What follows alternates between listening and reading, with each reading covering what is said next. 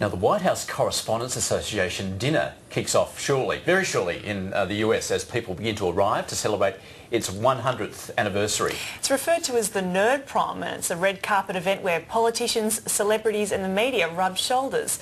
Associate Professor Brendon O'Connor from the US Studies Centre for Sydney Uni joins us now to discuss the relationship between the politicians and the press in America.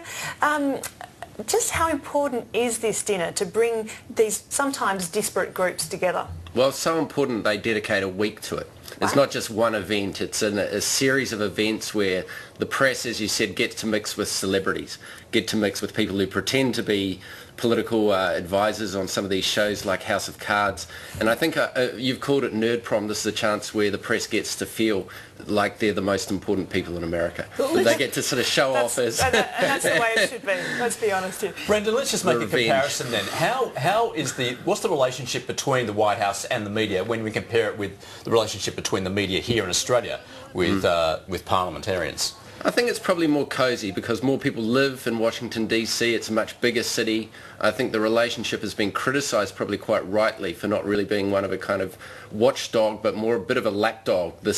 I mean, they're all laughing at each other and sending each other up, but it is a very insider kind of talk.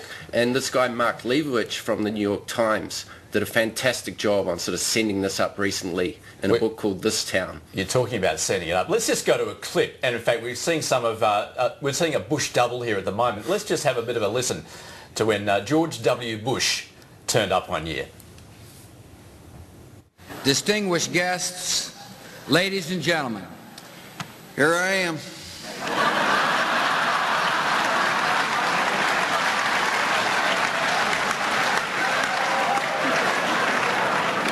Here I am at another one of these dang press dinners. Could be home asleep. Little Barney curled up at my feet. But no, I gotta pretend I like being here. It's great. It's fantastic. And obviously, George W. was known for sometimes some foot-in-the-mouth moments, but he always performed very well at the dinners, didn't he? Well, he took it in a good-humoured way. I mean, Stephen Colbert in 2006 was really sending him up terribly, and he just sort of sat there and took it. And I suppose that's called the roast. That's sort of become a part of the tradition since the 80s. But that was sort of part of his shtick, wasn't it? And in fact, a lot of people said that's why he was elected, because Americans thought, hey, here's a guy that I'd like to have a beer with. And when he was up against Al Gore initially, they made that distinction, that you'd much rather have a beer with George W. And very much indeed, the kind of everyman politician approach which Bush took. Now, how have you seen the current president, Barack Obama? I have read many articles where he's actually discussed he's so charismatic, but that often he pulls away from these big events. Does he enjoy the annual dinner?